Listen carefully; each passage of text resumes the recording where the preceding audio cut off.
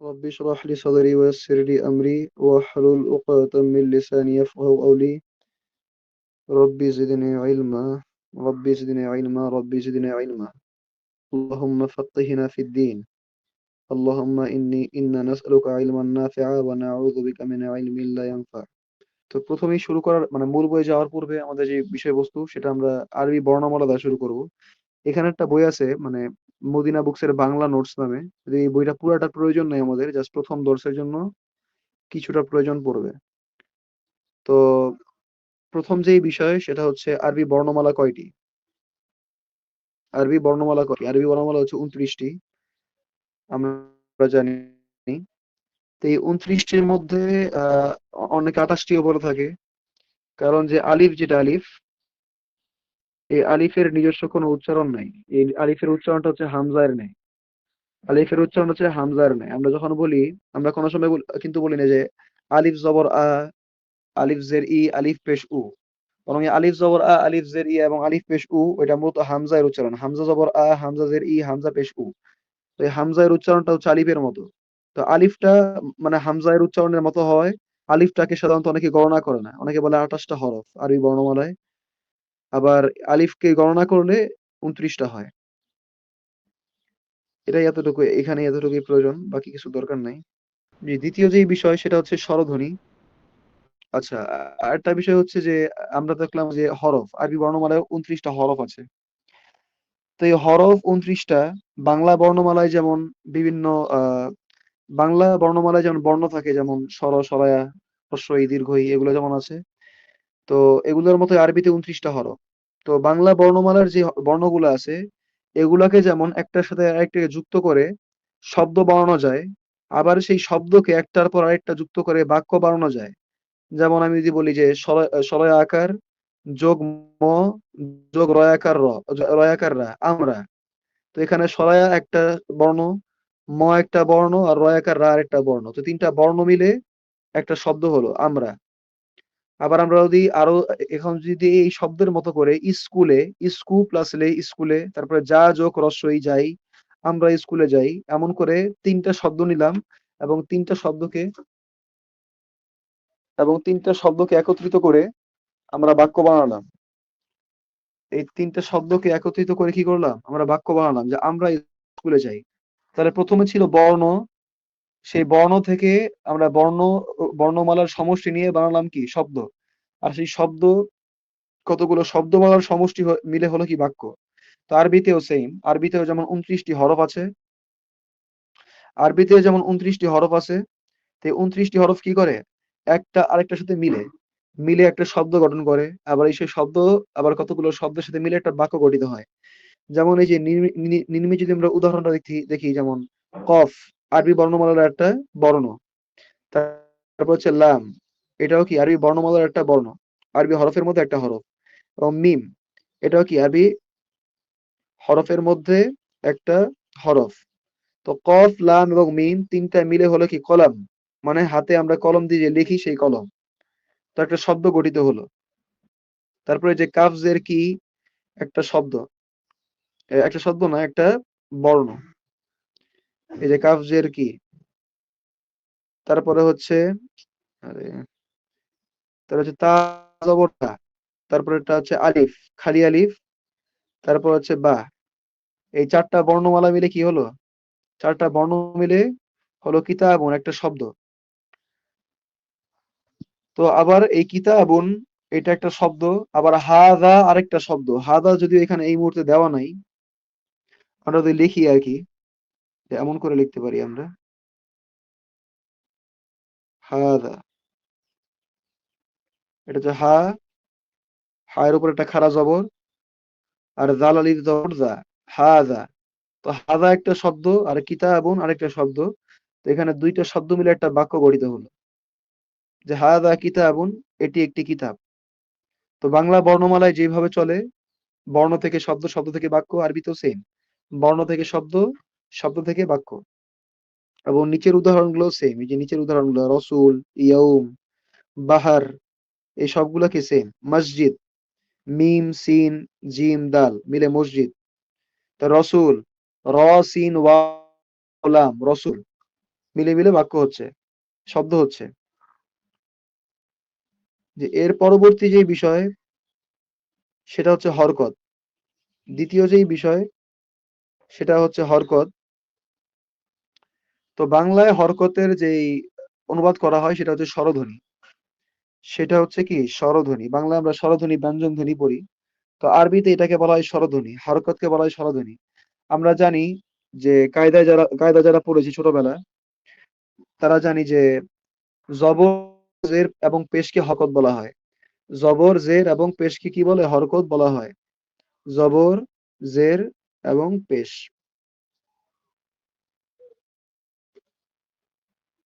জবর, জের এবং পেশকে হরকত বলা হয়, আমরা জানি।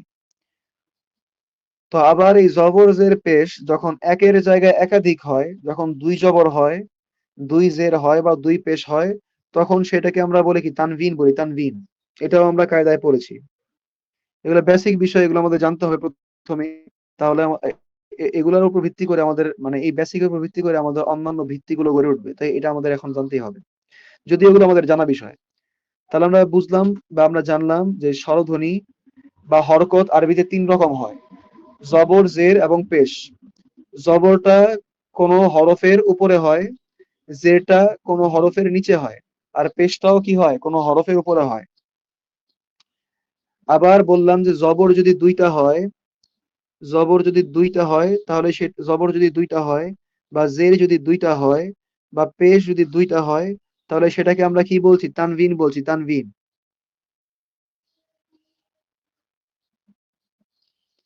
তানভিন বলছি, তানভিন। কিন্তু আরবিতে আমরা, মানে বাংলাদেশের মানুষ বা বাংলাতে আমরা কায়দা পড়ার সময় যেমন জবর, জের, পেশ বলি, এগুলো মূলত ফার্সি ভাষার শব্দ, ফার্সি ভাষার। এগুলো ফার্সি ভাষা থেকে আসছে, কিন্তু আরবিতে এগুলোর জন্য ভিন্ন নাম আছে। আরবিতে এই তিনটা হরকতের জন্য ভিন্ন ভিন্ন নাম আছে। যেমন জবর, এই জবরকে বলা হয় কি? এই যে ফাতহা, এই যে আমি মার্ক করে দিচ্ছি গোল করে, জবরকে বলা হয় কি? ফাতহা। ফাতহা। জবরকে বলা হয় ফাতহা। তারপরে জেরকে বলা হয় কাসরা, এই যে কাসরা। জেরকে বলা হয়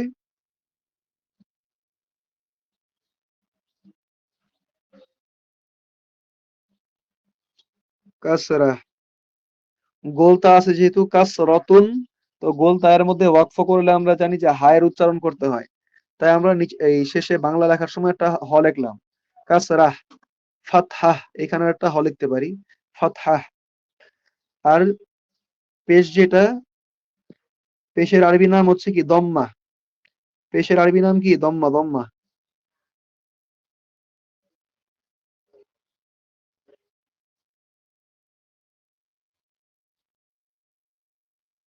পেশের আরবি নাম হচ্ছে দম্মা, যেটা দম্মা।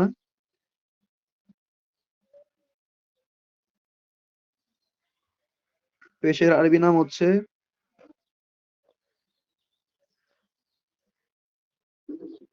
দম্মা। তাহলে আমরা শিখলাম যে আরবিতে স্বরধ্বনি তিন প্রকার, যেটাকে আমরা ছোটবেলা বা আমরা কায়দা পড়ার সময় যেটাকে জবর, জের, পেশ বলি, সেটা হচ্ছে মূলত ফার্সি ভাষার শব্দ। তো জবর, জের, পেশ এগুলোর ভিন্ন নাম আছে আরবিতে। সেটা হচ্ছে কি? জবরকে বলা হয় ফাতহা, জবরকে বলা হয় কি? ফাতহা। আর জেরকে বলা হয় কাসরা। আর পেশকে বলা হয় দম্মা। ফাতহা, দম্মা, ফাতহা, কাসরা, দম্মা। ফাতহা, কাসরা, দম্মা। ফাতহা, কাসরা, দম্মা। আর যেই কোনো হরফের মধ্যে, যদি কোনো হরফের মধ্যে এই ফাতহা, দম্মা, কাসরা, জবর, জের, পেশ, এই তিনটা হরকতের একটা হরকতও না থাকে, একটা হরকতও না থাকে, তাহলে সেখানে বুঝতে হবে কি? সাকিন আছে, সাকিন। সেখানে বুঝতে হবে কি? সাকিন আছে, সাকিন। আর সাকিনকে যে চিহ্ন দ্বারা প্রকাশ করা হয় সেটা দুই রকমের চিহ্ন। একটা হতে পারে এমন তির্যক চিহ্ন, মাথার উপর একটা তির্যক চিহ্ন থাকবে, অথবা একটা গোল চিহ্ন থাকবে এরকম। এটা তির্যক চিহ্ন থাকবে অথবা একটা গোল চিহ্ন থাকবে। যেমন আমরা যদি উদাহরণ দেই, যেমন বাইতুন।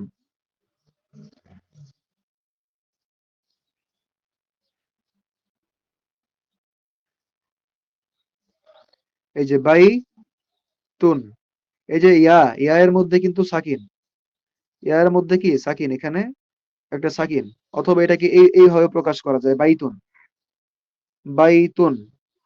এটা গোল চিহ্ন দিয়েছি, একটু মানে এবড়ো হয়ে গেছে, এটা বুঝে নিলেন। এখানে যে এমন একটা চিহ্ন হবে, এমন গোল চিহ্ন রাউন্ড, এই যে এখানে দেখা যাচ্ছে রাউন্ড, এই যে উপরের মাথার মধ্যে গোল চিহ্ন দেওয়া। তারপরে এই যে সুকুন লেখা, সুকুন, সুকুনের মধ্যেও কি ওয়াও এর মধ্যে একটা গোল চিহ্ন দেওয়া। তো এই গোল চিহ্নটাকে বলা হয় কি সাকিন বা সুকুন। তো কোন হরফের মধ্যে যদি জবর জের পেশ অর্থাৎ ফাতহা দম্মা কাসরা, ফাতহা দম্মা কাসরা এই তিনটার একটাও না থাকে, তখন বুঝতে হবে সেখানে সাকিন আছে। যদি আমি লিখতাম বাইতুন, আমি আবার লিখতেছি বাইতুন,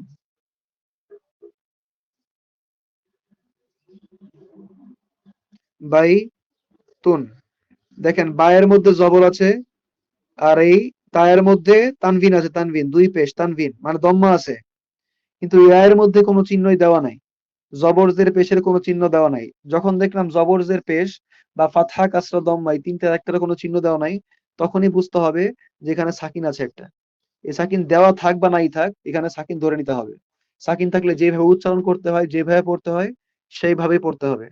আর এখানে যে বিষয়টা বললাম যে ফাতহা দম্মা, ফাতহা কাসরা দম্মা জবর জের পেশ, সেটা এক পেশি হোক বা দুই পেশি হোক, এক জবরি হোক বা দুই জবরি হোক, এক জেরি হোক বা দুই জেরি হোক, সর্বাবস্থায় এদের নাম কিন্তু এটাই থাকবে। এমন না যে এক জবর আছে তো এখন নাম হচ্ছে ফাতহা, কিন্তু দুই জবর হলে এর নাম ফাতহা হবে না, না এটাও ফাতহা, কিন্তু এটাকে আমরা মূলত তানভিন বলি আর কি, মানে পারিভাষিক ভাবে তানভিন বলি, কিন্তু এটাকে মূলত ফাতহাই বলা হবে। কারণ এটার মূল সোর্স তো হচ্ছে কি ওই মানে ফাতহার উপর মানে এই জবরের উপর ভিত্তি করে তৈরি। দুইটা জবর মিলে তানভিন হইছে, আবার দুইটা জের মিলে এখানেও তানভিন হইছে, এবং দুইটা পেশ মিলেও তানভিন হইছে। কিন্তু মূল সোর্সটা কি ছিল বা মূল উৎসটা কি ছিল, যে দুইটাই ছিল পেশ, একটা পেশ একটা পেশ, দুইটা পেশ মিললো, মিলে কি হলো, তানভিন হলো। তো ওই যে পেশ ছিল, ওই পেশের উপর ভিত্তি করে এদের নাম যা তাই হবে। যে এরপরে আমরা আসছি শব্দের মধ্যে বা কালিমার মধ্যে, যেমনটা আমরা বললাম যে আরবি বর্ণমালা 29টা বা হরফ 29টা, সেই হরফগুলোর মধ্যে প্রত্যেকটা সেপারেটলি একটা একটা হরফ, আবার প্রত্যেকটা হরফের সাথে একটা আরেকটার সাথে মিলে একটা শব্দ গঠন করতে পারে। তো এই শব্দের বিষয়টা এখন আসবে, কালিমা, এই যে কালিমার বিষয়টা এখন আসবে। কতগুলো এই হরফ মিলে, কতগুলো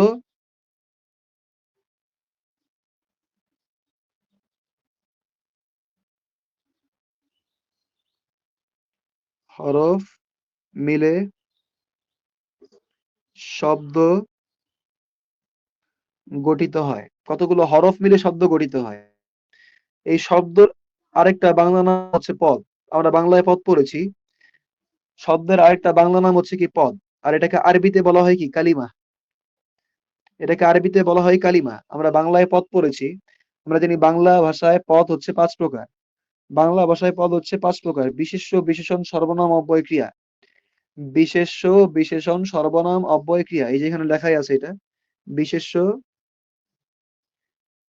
এই যে বিশেষ্য, বিশেষণ, সর্বনাম, অব্যয়, ক্রিয়া। আমরা জানি কি পদ হচ্ছে 5 প্রকার বাংলায়। আর আরবিতে পদ হচ্ছে 3 প্রকার, এই যে ইসম, ফেল এবং হরফ। ইসম, ফেল এবং হরফ। ইসম, তারপর হচ্ছে ফেল, আরেকটা হচ্ছে হরফ। ইসম, ফেল এবং হরফ। আরবি ভাষায় 3 রকমের পদ পাওয়া যায় বা কালিমা পাওয়া যায়, সেটা হচ্ছে কি ইসম, ফেল এবং হরফ। কিন্তু এখানে যে মূল বিষয় যেটা, সেটা হচ্ছে যে বাংলা ভাষায় যে বিশেষ্য, বিশেষণ, সর্বনাম বলছি আমরা, এই তিনটাই আরবির এসএম এর অন্তর্ভুক্ত হবে। এটা কিন্তু খুবই গুরুত্বপূর্ণ বিষয়, পরবর্তীতে এটা কাজে লাগবে। যে বাংলা ভাষায় আমরা যেটাকে বিশেষ্য বলছি, মানে কোনো ব্যক্তি, বস্তু বা প্রাণীর নাম। বিশেষ্য বলতে কি কোনো ব্যক্তি, বস্তু বা প্রাণীর নাম, ব্যক্তির নাম, যেমন হচ্ছে গিয়ে যে এখানে হামিদের নাম দিচ্ছে হামিদ। কোনো বস্তুর নাম যেমন মসজিদ, কোনো প্রাণীর নাম যেমন কুকুর, কোনো জায়গার নাম, কোনো জায়গার নাম বললাম, ব্যক্তি, বস্তু, প্রাণী বা স্থানের নাম জায়গার নাম যেমন ঢাকা, খুলনা, রাজশাহী এগুলা। ব্যক্তি, বস্তু, প্রাণী বা স্থানের নাম। এবং বিশেষ্যের পরিবর্তে যা ব্যবহৃত হয় সেটাকে আমরা বলি বিশেষণ। যেমন কোনো ব্যক্তির নাম হচ্ছে কি হামিদ, আমি বললাম যে হামিদ স্কুলে যায়, তারপরে এর পরবর্তী বাক্যে আবার আমরা হামিদ বলবো না, কারণ বারবার যদি হামিদের নামটা বাক্যের মধ্যে রিপিট হতে থাকে, প্যাসেজের মধ্যে রিপিট হতে থাকে, তাহলে এক সময় সেটা একঘেয়েমি এনে দেয় কানের মধ্যে বা শ্রুতিকটু লাগে। তো এই শ্রুতিকটু লাগাটা পরিহার করার জন্য আমরা ওই বিশেষ্যের পরিবর্তে যা নিয়ে আসি সেটা হচ্ছে কি সর্বনাম। যেমন সে, তুমি, আমি, আমরা, তোমরা, তারা এগুলা। তো বললাম হামিদ স্কুলে যায়, এরপরের পরের লাইনে বললাম সে ক্লাস থ্রিতে পড়ে। এরপরে আবার বলবো না যে হামিদ ক্লাস থ্রিতে পড়ে, কারণ বারবার যদি আমি নাম উল্লেখ করি তাহলে বললাম যে শ্রুতিকটু লাগে। তো এই শ্রুতিকটুতা পরিহার করার জন্য কি করা হলো, যে বিশেষ্যের পরিবর্তে একটা সর্বনাম নিয়ে আসা হলো। কিন্তু বাংলা ভাষায় যেমন বিশেষ্যকে আলাদা বিবেচনা করা হয় এবং সর্বনামকে আলাদা বিবেচনা করা হয় ব্যাকরণের মধ্যে, কিন্তু আরবি ব্যাকরণে এই বিশেষ্য এবং সর্বনাম উভয়টাই হচ্ছে এই এস এম এর অন্তর্ভুক্ত। এস এম মানেই হচ্ছে বিশেষ্য, আরবিতে এস এম মানেই কি বিশেষ্য। তাহলে আরবি ভাষায় যে বিশেষ্য বা এস এম, বাংলা ভাষার বিশেষ্য, সর্বনাম, বিশেষণ সবগুলাই সেই এস এম এর অন্তর্ভুক্ত। বিশেষণ বলতে বিশেষণ বলতে আমরা কি বুঝি? বিশেষণ বলতে বোঝায় কোনো ব্যক্তি বা কোনো বস্তুর গুণাগুণ, কোনো ব্যক্তি বা বস্তুর গুণাগুণ। যেমন বললাম হামিদ, এটা হচ্ছে কি একটা বিশেষ্য বা ব্যক্তির নাম। বললাম হামিদ লম্বা, তো এই লম্বাটা হচ্ছে কি তার গুণ বা তার বিশেষণ। তারপরে হামিদ ভালো ছেলে, এই যে হামিদ ভালো, এই ভালোটা হচ্ছে কি তার গুণ। তারপরে হামিদ ভালো খেলতে পারে, হামিদ ভালো ক্রিকেট খেলে, এই যে ভালো বললাম, এই ভালোটা হচ্ছে তার গুণাবলী। তো এই যে গুণাবলী গুলো বাংলা ভাষায় আমরা দেখতে পাই, এগুলোকে আমরা বলি কি বিশেষণ। তারপর নতুন, পুরাতন, লম্বা, খাটো, বেটে, উঁচু, নিচু, কালো, সাদা, এই যে বিভিন্ন গুণাবলী যেগুলো আমরা বলি, এই সবগুলোই কি বিশেষণের অন্তর্ভুক্ত বাংলা ভাষায়। তো বাংলা ভাষায় যে আমরা বিশেষ্য বলছি ব্যক্তি, বস্তু, প্রাণী বা স্থানের নাম, বিশেষণ বলছি তাদের গুণাবলী, এবং সর্বনাম বলছি যেগুলা বিশেষ্যের পরিবর্তে ব্যবহৃত হয়, তুমি, আমরা, আমি, সে, তারা ইত্যাদি ইত্যাদি। তো এই সবগুলোই আরবিতে কি এস এম এর অন্তর্ভুক্ত। আমরা প্রথমে বললাম যে আরবি ভাষায় পদ হচ্ছে ৩ প্রকার: এস এম, ফেল এবং হরফ। আর বাংলা ভাষায় পদ হচ্ছে ৫ প্রকার: বিশেষ্য, বিশেষণ, সর্বনাম, অব্যয় ক্রিয়া। তো বাংলা ভাষায় যে বিশেষ্য, বিশেষণ, সর্বনাম আছে, এই তিনটাই কি আরবির এস এম এর অন্তর্ভুক্ত বা আরবির বিশেষ্যের অন্তর্ভুক্ত, তিনটাই। তার মানে যদি আমরা কোনো ব্যক্তির নাম বলি তাহলেও সেটা এস এম হবে, কোনো বস্তুর নাম বলি তাহলেও সেটা এস এম, কোনো জায়গার নাম বলি তাহলেও সেটা এস এম, কোনো প্রাণীর নাম বলি তাহলেও সেটা এসএম। তারপরে কোনো গুণাগুণ বললাম নতুন, তাহলেও সেটা এসএম এর অন্তর্ভুক্ত। বললাম পুরাতন, তাহলেও সেটা কি এসএম এর অন্তর্ভুক্ত। তারপরে সর্বনাম বললাম তুমি, সেটাও এসএম এর অন্তর্ভুক্ত। বললাম আমি, এটাও এসএম এর অন্তর্ভুক্ত। বললাম আমরা, এটাও এসএম এর অন্তর্ভুক্ত। মানে যত প্রকার সর্বনাম, যত প্রকার বিশেষণ বাংলা ভাষায় পাওয়া যাবে, যত প্রকার বিশেষ্য বাংলা ভাষায় পাওয়া যাবে, এবং আরবিতেও যা পাওয়া যাবে, আরবিতেও এগুলো প্রকাশ করার জন্য যেই যেই প্রকার শব্দগুলো ব্যবহার করা হয়, সকল প্রকার শব্দ এস এম এর অন্তর্ভুক্ত হবে। সকল প্রকার শব্দ কি করবে? এস এম এর অন্তর্ভুক্ত হবে। তাহলে দ্বিতীয় যে পদের প্রকার আরবিতে আমরা দেখতে পাই সেটাকে বলা হয় ফেল, ফেআলুন। এটাকে বলা হয় কি ফেল। আর বাংলা ভাষায় এটাকে বলা হয় ক্রিয়া। বাংলা ভাষায় এটাকে কি বলা হয়? ক্রিয়া। যেমন আমি গেলাম, সে যাচ্ছে, সে যাবে, আমি যাই, আমি খাই, আমি লিখি, আমি পড়ি। এই যে পড়া, লিখা, এই যে কাজগুলা, এগুলো কি? এগুলো হচ্ছে ক্রিয়া। মানে কাজ সম্পাদন হওয়া বোঝাচ্ছে। সেটা হতে পারে অতীতকাল, হতে পারে ভবিষ্যৎকাল, হতে পারে বর্তমানকাল, হতে পারে অতীতকাল, হতে পারে বর্তমানকাল, হতে পারে ভবিষ্যৎকাল। যেই কালই হোক না কেন, সেই সকল কালই কি ক্রিয়া অন্তর্ভুক্ত, কারণ এখানে কাজ সম্পাদন হচ্ছে। এখানে সকল কালের মধ্যে কি কাজ সম্পাদন হচ্ছে। আমি যাচ্ছি, যাচ্ছি মানে এখন যাচ্ছি, যাব আগামীতে যাব, গিয়েছিলাম পূর্বে গিয়েছি। এখানে কিন্তু কালের ভিত্তিতে এই ফেল গুলো কি হলো বা এই যে ক্রিয়াগুলো কি ভিন্ন ভিন্ন হয়ে গেল। যাচ্ছি, যাব, গিয়েছিলাম। কিন্তু যাচ্ছি, যাব, গিয়েছিলাম কাদের উপর ভিত্তি করে পার্থক্য হলেও এগুলো সবগুলোই কি ক্রিয়ার অন্তর্ভুক্ত, কারণ এখানে কাজ হওয়া বা কাজ সম্পাদন হওয়া প্রকাশ করছে। একটা অতীতে, একটা বর্তমানে, একটা ভবিষ্যতে। এবং তৃতীয় যেই বিষয় সেটা হচ্ছে হরফ বা তৃতীয় যে পদ আরবিতে সেটাকে বলা হয় হরফ, এবং বাংলায় এটাকে বলা হয় কি অব্যয়। বাংলায় এটাকে বলা হয় কি অব্যয়। অব্যয় বা ইংলিশে এটাকে বলা হয় কনজাংশন। ইংলিশে কি বলা হয় এটা? কনজাংশন, মানে দুইটা শব্দকে বা দুইটা বাক্যকে সংযুক্ত করে। দুইটা শব্দকে বা দুইটা বাক্যকে কি করে? সংযুক্ত করে। বা কোনো বাক্যের বা কোনো শব্দের যদি কোনো অস্পষ্ট অর্থ থাকে বা অর্থ পরিপূর্ণ হচ্ছে না, তখন এইসব শব্দাবলী এসে সেটাই কি করে? সেই শব্দকে বা সেই বাক্যকে কি করে? পরিপূর্ণ করে। একটা পূর্ণাঙ্গ অর্থ দেয়। যেমন অব্যয় বা কনজাংশন বলতে আমরা ওয়াও বুঝি, ওয়া। আরবিতে এটাকে বলা হয় ওয়া। আর বাংলাতে এটাকে বলা হয় এবং। যেমন আমি যদি বলি যে আল্লাহু ওয়া রাসূলুহু আ'লাম। সাহাবীদের যখন কোনো বিষয় না জানতেন, যখন রাসূল সাল্লাল্লাহু আলাইহি ওয়াসাল্লাম তাদেরকে জিজ্ঞেস করতেন যে, "তোমরা কি এটা জানো? বা তোমরা কি জানো সবথেকে উত্তম আমল কোনটা?" তখন তারা কি বলতো? যে আল্লাহু ওয়া রাসূলুহু আ'লাম। যে আল্লাহ এবং তার রাসূলই ভালো জানে। যে আল্লাহু, আল্লাহ, ওয়া, এই যে ওয়া আসছে, ওয়াটা হচ্ছে এবং। আল্লাহ এবং তার রাসূল। ওয়া রাসূলুহু, তার রাসূল ভালো জানেন। আ'লাম, অধিক অধিক জ্ঞানী বা অধিক জ্ঞাত এই বিষয়ে। তাহলে আল্লাহু ওয়া রাসূলুহু। তারপরে আমরা যখন শাহাদাত বাক্য পাঠ করি, আশহাদু আল্লা ইলাহা ইল্লাল্লাহ ওয়া আন্না মুহাম্মাদান রাসূলুল্লাহ। এই যে ওয়া আন্না মুহাম্মাদান, এই ওয়াটা হচ্ছে কি দুইটা বাক্যকে সংযুক্ত করলো। আশহাদু আল্লা ইলাহা ইল্লাল্লাহ, আমি সাক্ষ্য দিচ্ছি আল্লাহ ছাড়া কোনো হক ইলা নাই। তারপরে ওয়া আনলাম, ওয়াটা হচ্ছে কি কনজাংশন বা এবং।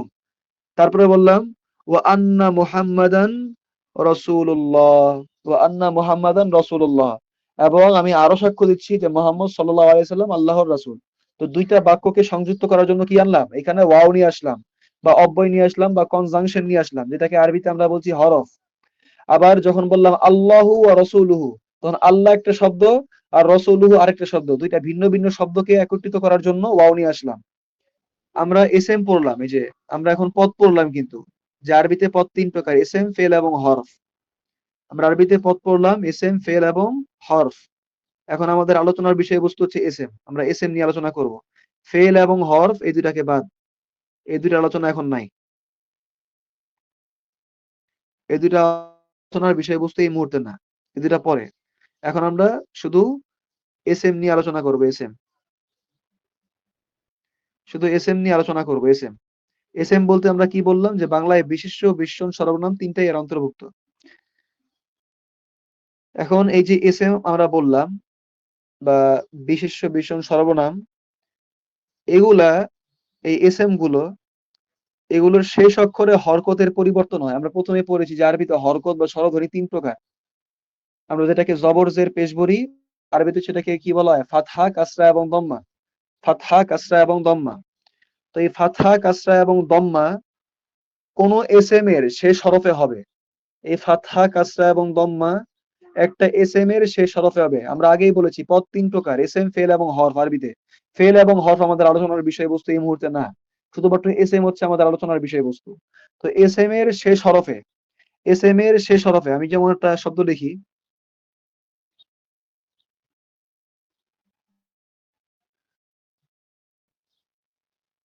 যেমন এই যে বাইত, বাইত লিখলাম, বাইত বলে ওয়াকফ করে দিলাম এখানে, মানে সাকিন করে ওয়াকফ করলাম, বাইত। তো এখানে ওয়াকফ করলাম ঠিক আছে, কিন্তু যদি ওয়াকফ না করি তাহলে তো এটাকে মিলায়া পড়তে হবে। তো এটা মিলায়া পড়তে গেলে শেষ হরফে কি থাকবে? শেষ হরফে কি থাকবে? জবর থাকবে, জের থাকবে, নাকি পেশ থাকবে? মূলত সাধারণ অবস্থায় কোন হরফের শেষ হরফে কি থাকে? পেশ থাকে। কোন হরফের শেষ হরফে কি থাকে? পেশই থাকে। সেটা হতে পারে এক পেশ, হতে পারে দুই পেশ। কারণ আমরা জানি যে পেশ দুই রকমের হয়। পেশ বা দম্মা, যেটাকে আমরা আরবিতে কি বলি? দম্মা, সেটা দুই রকমের হয়। এক পেশ হলে এটাকে পেশি বলি বা দম্মা বলি। আর দুই পেশ হলে তার নামটা পরিবর্তন হয়ে আমরা কি বলি? তানভিন বলি, তানভিন। দুই পেশ হলে কি বলি? তানভিন বলি। কিন্তু নাম কিন্তু পেশি থাকে, মূলত পেশ। একটা পেশ, দুইটা পেশ। তো মূলত আরবি শব্দসমূহ শেষ হরফে সাধারণ অবস্থায় পেশ থাকে। সাধারণ অবস্থায় কি থাকে? পেশ থাকে। এটা জবর বা জের তখনই হয় যখন এর সামনে কোন একটা প্রভাবক আসে, একটা ক্যাটালিস্ট আছে। ক্যাটালিস্ট, যারা সায়েন্সে পড়ছেন তারা বুঝবেন এটা। যে রাসায়নিক বিক্রিয়ার সময় অনেক বিক্রিয়া সাধারণ অবস্থায় সংঘটিত হয় না। সেই ক্ষেত্রে বাহির থেকে একটা প্রভাবক লাগে। অনেক ক্ষেত্রে প্রভাবক হিসেবে তাপমাত্রা ইউজ করা হয়।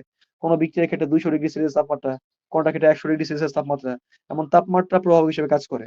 বা কোনো সময় দেখা যায় যে সোডিয়াম ক্লোরাইডের বিক্রিয়া, তো সোডিয়াম ক্লোরাইডের বিক্রিয়ার ক্ষেত্রে দেখা যায় যে বাহির থেকে একটা পটাশিয়াম ক্লোরাইড দরকার পড়ে। মনে করেন আরকি, মানে হয় না এমন, আমি বলতেছি ব্যাখ্যা দেওয়ার জন্য।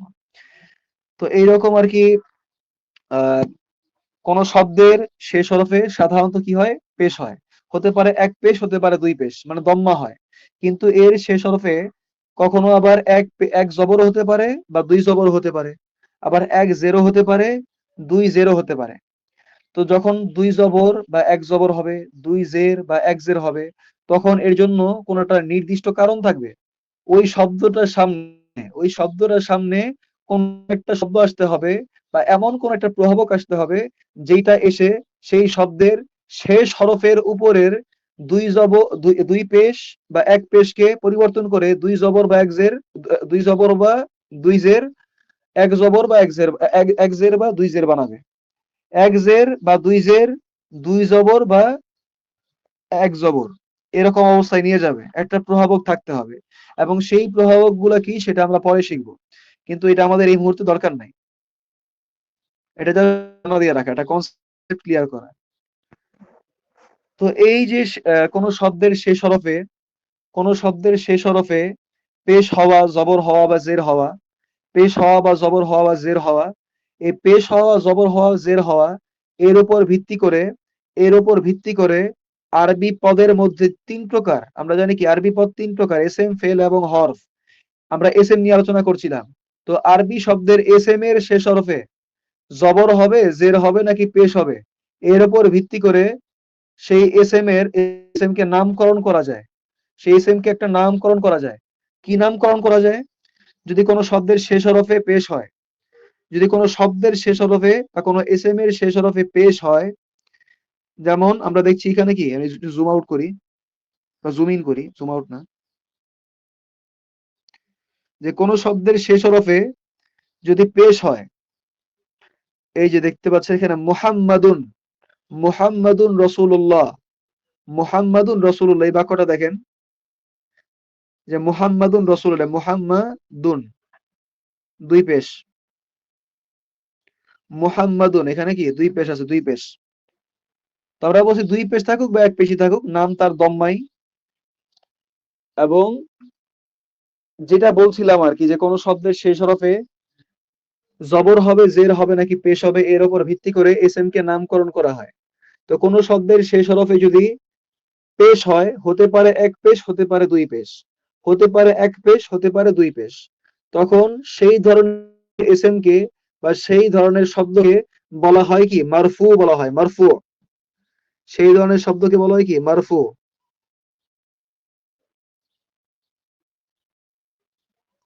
সেই ধরনের শব্দকে কি বলা হয়? মারফু। তাহলে এখানে মুহাম্মাদুন, এই শব্দটাকে আমরা কি বলতে পারি? এটা মারফু শব্দ বা একটা মারফু ইসম। তারপরে হচ্ছে গিয়ে রসুল, রসুল্লাহ। তো রসুল শব্দটাকে বলতে পারি কি আমরা? এরও শেষ হরফে কি আছে? পেশ আছে। এটার মধ্যে আবার আছে কি? ১ পেশ। আমরা বলছি কিন্তু যে ২ পেশ হতে পারে, ১ পেশ হতে পারে। ২ পেশ হোক বা ১ পেশই হোক, উভয় অবস্থায় নাম হচ্ছে এর দম্মা আরবিতে। এবং ২ পেশই হোক বা ১ পেশই হোক, যে অবস্থায় থাকুক না কেন শব্দটা, সেই শব্দটাকে কি বলবো? মারফু বলবো। মারফু শব্দ বা মারফু এসএম, মারফু এসএম। তারপরে দ্বিতীয় হচ্ছে যে কোনো শব্দের শেষ হরফে যদি দম্মা হয়, দম্মা না জবর হয়, হতে পারে ১ জবর, হতে পারে ২ জবর। এখানে ২ জবর দেওয়া হয়েছে, এখানে ১ জবরটা দেখতে পাচ্ছি না আমরা, এটা পরবর্তীতে আসবে। এখানে ২ জবর দেওয়া আছে। তো কোনো শব্দের শেষ হরফে যদি ২ জবর বা ১ জবর হয়, তখন সেই এসএম কে বা সেই শব্দকে বলা হয় মানসুব, বলা হয় মানসুব। মানসুব, সেই শব্দকে কি বলা হয়? মানসুব। কোন শব্দের শেষ হরফে ২ জবর বা ১ জবর হলে সেই শব্দকে কি বলা হয়? মানসুব।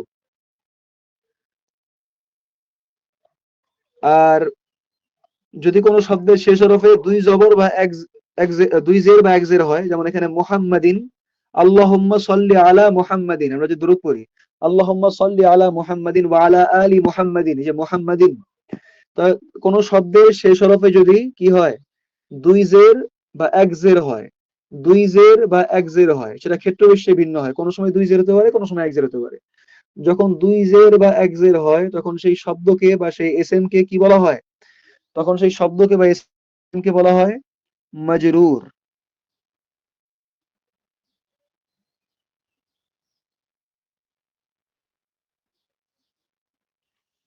সেই শব্দকে কি বলা হয়? মাজরুর বলা হয়, মাজরুর। তাই আমরা বুঝলাম যে কোনো শব্দের শেষ হরফে যদি পেশ হয় তাহলে সেটাকে বলা হয় মারফু, যদি জবর হয় তাহলে বলা হয় মানসুব, আর জের হয় তাহলে তাকে বলা হয় মাজরুর।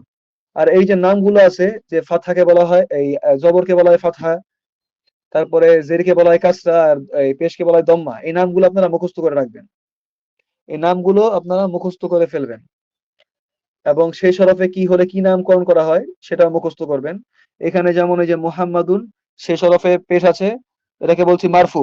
তো মারফুর যদি আমরা বাংলা অনুবাদ করি, এটা সাধারণত একটা পারিভাষিক বা একটা ইস্তেলাহ, এটা পরিভাষাগত অর্থ, তাই এটাকে অনুবাদ সাধারণত করা হয় না। কিন্তু মারফু যদি বলা হয় তাহলে আমরা বলতে পারি যে পেশপ্রাপ্ত হরফ, পেশপ্রাপ্ত শব্দ বা পেশপ্রাপ্ত হরফ।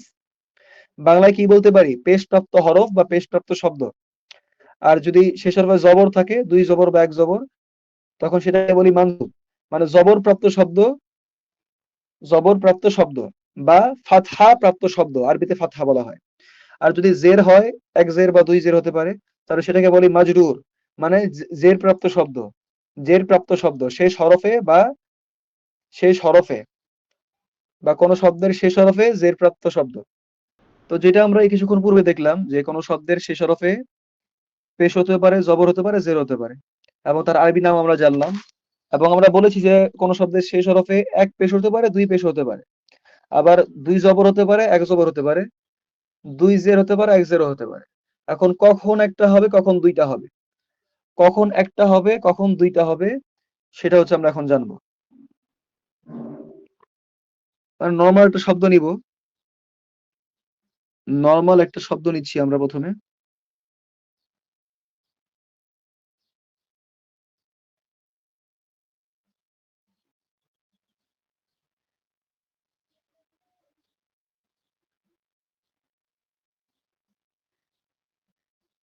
এই যে একটা শব্দ বাইতুন, এবং এরই আরেকটা শব্দ বা আরেকটা ভার্সন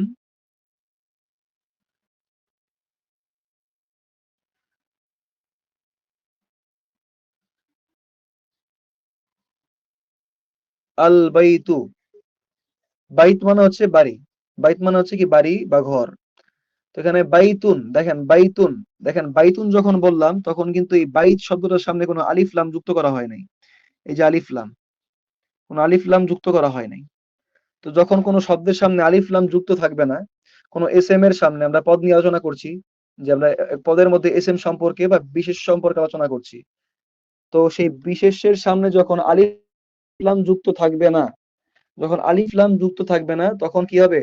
দুই পেশ হবে, দুই জবর হবে, দুই জের হবে।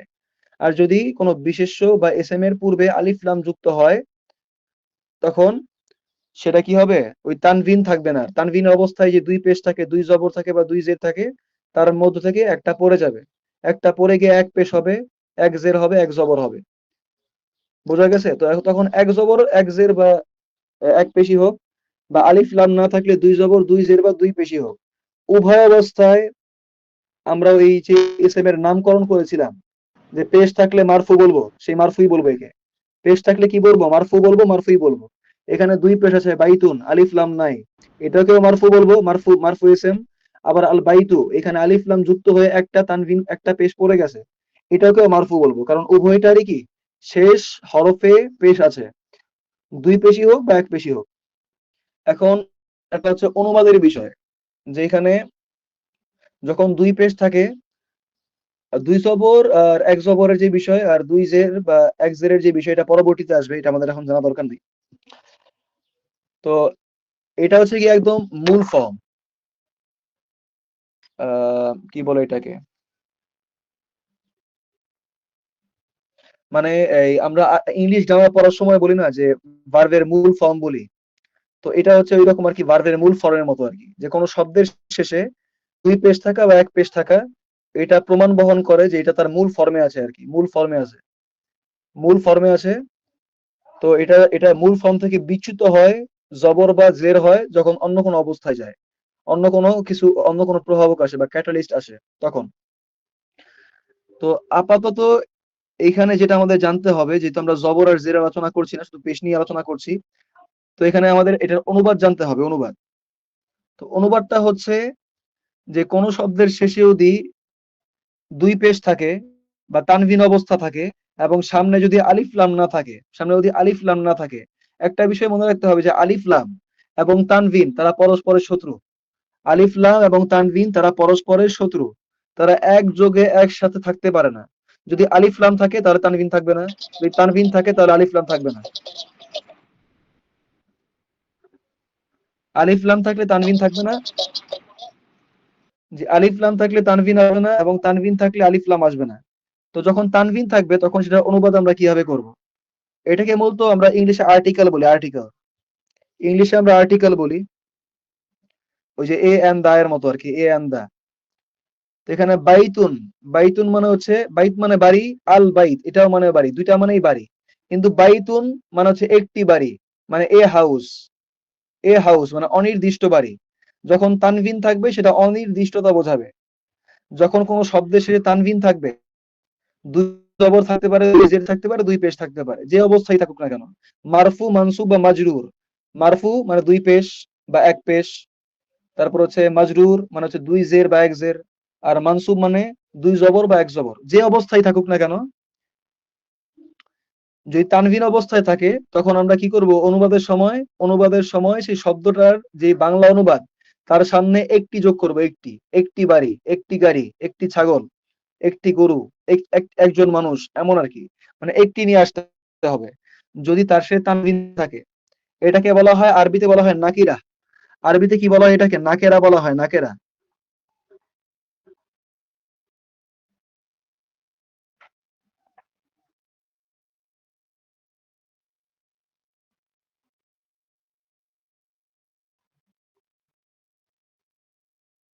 আরবিতে এটাকে বলা হয় নাকিরা বা অনির্দিষ্টতা জ্ঞাপক এসএম, অনির্দিষ্টতা বাচক বা অনির্দিষ্টতা জ্ঞাপক বিশেষ্য বা এসএম, অনির্দিষ্টতা বাচক বিশেষ্য এসএম।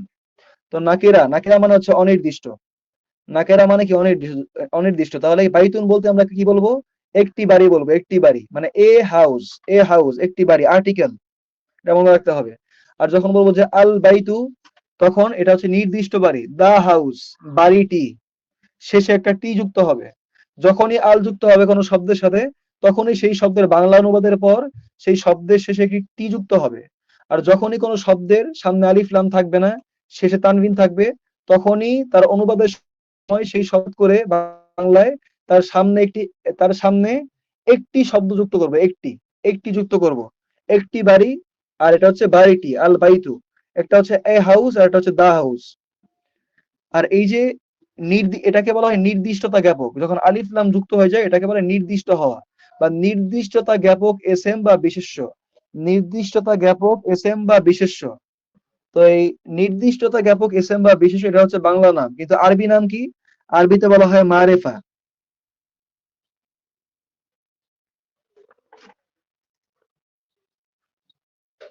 আরবিতে এটাকে কি বলা হয়? মারেফা, মারেফা। আর যেটা তানভিন, সামনে আলিফ লাম নাই, অনির্দিষ্ট, এ হাউস, সেটা হচ্ছে নাকেরা। আর যেটা সে তানভিন, তানভিন নাই কিন্তু সামনে আলিফ লাম আছে, নির্দিষ্ট, সেটাকে বলা হয় মারেফা বা নির্দিষ্টতা জ্ঞাপক এসএম বা বিশেষ্য। জি, মূল বইয়ে আমরা ঢুকেছি। তো আমরা একটু আগে যেটা পড়লাম আর কি, যে কোনো শব্দের সে তানভিন হলে, দুই পেশ, দুই জবর বা দুই জের হলে সেটাকে বলবো আমরা অনির্দিষ্টতা জ্ঞাপক, বা আরবিতে বলবো কি নাকেরা। আর বাংলায়, বাংলা তো গেল অনির্দিষ্ট জ্ঞাপক। এবং তখন অনুবাদের সময় কি বলবো? বাংলায় অনুবাদ করলে কি বলবো? যে একটি বাড়ি, একটি গাড়ি, একটি মসজিদ, একটি ঘর, এমন করে বলবো আর কি। তো এখানে আমরা দেখতে পাচ্ছি বাইতুন, এই যে বাইতুন শব্দ, যে বাইতুন শেষে দুই পেশ আছে, তার মানে কি? এটা অনির্দিষ্টতা জ্ঞাপক, সামনে কিন্তু আলিফ লাম নাই, সামনে আলিফ লাম নাই। তো এটা অনির্দিষ্টতা জ্ঞাপক, আলিফ লাম এখন আসবেও না, আরো দুই তিন চারটার পরে আসবে। তো আলিফ লাম নাই, তাহলে কি অনির্দিষ্টতা জ্ঞাপক শব্দ। তাহলে এটার অনুবাদ কি করব? একটি বাড়ি। আর হাদা, হাদা হচ্ছে ইসমুল ইশারা, এই যে লিখেছি আমরা ইসমুল ইশারা। ইসমুল ইশারা, এসএম মানে আমরা আগেই জেনেছি বিশেষ্য, আর ইশারা মানে হচ্ছে ইশারা করা। তাহলে ইসমুল ইশারা মানে কি? ইশারাবাচক, ইশারাবাচক বিশেষ্য, ইশারাবাচক বিশেষ্য, বা এটাকে আবার বলা হয় ইশারাবাচক সর্বনাম। এটাই হচ্ছে অ্যাপ্রোপ্রিয়েট নেম, যে ইশারাবাচক সর্বনাম। আর ইশারাবাচক বিশেষ্য বলতে পারি, কোনো সমস্যা নাই, কিন্তু মূলত বলা হয় ইশারাবাচক সর্বনাম। তো হাদা, হাদা হচ্ছে ইশারাবাচক সর্বনাম, এটা ইশারা করতে ব্যবহৃত হয়।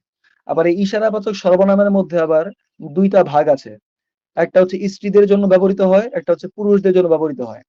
আবার আরেকটা ভাগ আছে, সেটা হচ্ছে কাছের বস্তুর ক্ষেত্রে ব্যবহৃত হয়, আর দূরের বস্তুর ক্ষেত্রে ব্যবহৃত হয়।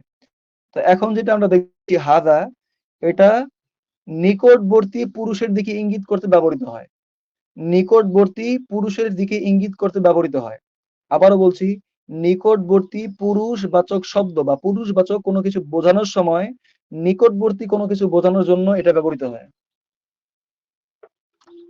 তো হাদা, এটা হচ্ছে ইসমুল ইশারা। আর এর অনুবাদ হচ্ছে, এর অনুবাদ করার সময় বাংলায় বলবো কি? এটি, ইহা বা এটি, ইহা বা এটি বলবো, ইহা বা এটি।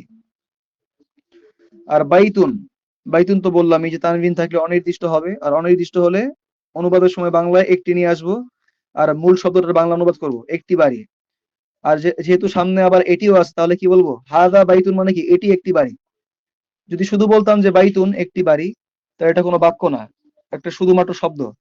আবার যদি বলতাম হাদা এটি, তাহলে এটাও একটা শব্দ, কোনো বাক্য না। কিন্তু দুইটা মিলে কি হলো? বাক্য হলো। হাদা বাইতুন, এটি একটি বাড়ি, পূর্ণাঙ্গ বাক্য, পূর্ণাঙ্গ সেন্স দিচ্ছে, পূর্ণাঙ্গ সেন্স দিচ্ছে, পূর্ণাঙ্গ অর্থ দিচ্ছে। এবং যিনি শ্রোতা তিনিও বুঝতে পারছেন যে যিনি বক্তা তিনি কি মানে বোঝানোর চেষ্টা করছেন, তিনি বুঝতে পারবেন সহজেই। যদি শুধু বলা হয় বাইতুন একটি বাড়ি, তখন তারা মনে প্রশ্ন জাগবে যে আসলে বাইতুন মানে একটি বাড়ি, একটি বাড়ি বলতে তুমি কি মানে কি বলতে চাচ্ছ আর কি, তোমার তোমার মানে লক্ষ্য উদ্দেশ্য কি, তুমি কি বলতে চাচ্ছ? কিন্তু যখন বলবে হাদা এটি, তখনও সেম বিষয়, হাদা মানে এটি, এটি দ্বারা তুমি কি বলতে চাচ্ছ। যখন দুইটা মিলবে তখনই একটা বাক্য হবে। যেটা আমরা আগে বলেছি যে কতগুলা হরফ মিলে হয় গিয়ে শব্দ, শব্দ মিলে হয় বাক্য। বাইতুনের মধ্যে বা ইয়া তা তিনটা বর্ণ মিলে বা তিনটা হরফ মিলে একটা শব্দ হয়েছে। হাদার মধ্যে হা, দা, আলিফ, তিনটা হরফ মিলে একটা শব্দ হয়েছে।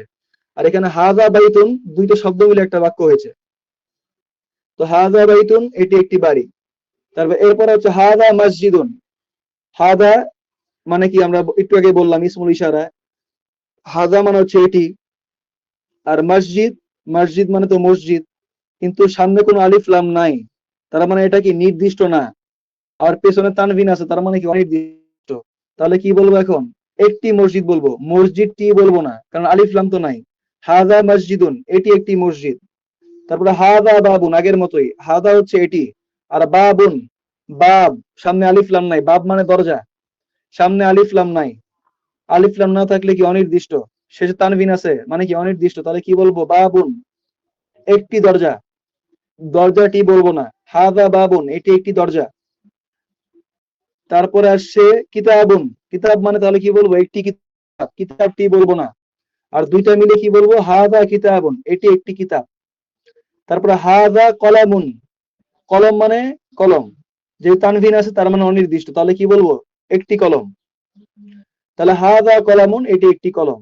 এখানে উল্লেখ করা প্রয়োজন যে কলামুন এখন পেশ অবস্থায় আসে। যদি বলতাম যে কলামান, দুই জবর থাকতো, দুই জের থাকতো, কলামিন, তাহলে অনুবাদের সময় একই অনুবাদ হতো, একটি কলম। আর যদি আলিফ লাম থাকতো, যে আল কলামু, তাহলে কি? কলমটি। আল কলামা, তাহলেও কলমটি। আল কলামি, তাহলেও কলমটি। এখানে শেষ হরফে জবর জের পেশ হচ্ছে নাকি, এর উপর ভিত্তি করে অনুবাদের কোনো পরিবর্তন হবে না, শুধু নাম চেঞ্জ হয়ে যাবে। যে পেশ থাকলে নাম হবে মারফু, মানে পেশপ্রাপ্ত, পেশপ্রাপ্ত হরফ বা পেশপ্রাপ্ত শব্দ। জবর থাকলে হবে মানসুব, মানে জবরপ্রাপ্ত শব্দ। আর যদি জের হয় তাহলে কি? জের প্রাপ্ত শব্দ। তো হাদা কলামুন, এটি একটি কলম। হাদা মিফতাহুন, মিফতাহ মানে চাবি, ছবি দেওয়া আছে এখানে। মিফতাহ মানে কি? চাবি। তো মিফতাহ হুন, তাহলে কি? একটি চাবি। হাদা মিফতাহুন, এটি একটি চাবি। তারপর হাদা মাকতাবুন, মাকতাব মানে কি? টেবিল, মাকতাবুন, টেবিলের ছবি দেওয়া আছে এখানে। তো মাকতাবুন একটি টেবিল, হাযা মাকতাবুন এটি একটি টেবিল। তারপরে সারিরুন মানে খাট বা বিছানা, তো সারিরুন একটি খাট, হাযা সারিরুন এটি একটি খাট। আর হাযা কুরসিয়ুন, কুরসি মানে হচ্ছে চেয়ার, তো কুরসিয়ুন শেষে দুই পেশ মানে তানভিন, তাহলে নাকেরা বা অনির্দিষ্ট, তাহলে একটি যোগ করতে হবে শব্দের শুরুতে, একটি কুরসি বা একটি চেয়ার বা একটি কেদারা, হাযা কুরসিয়ুন এটি একটি চেয়ার। জি, তাহলে আজকের মাত্র এখানেই শেষ।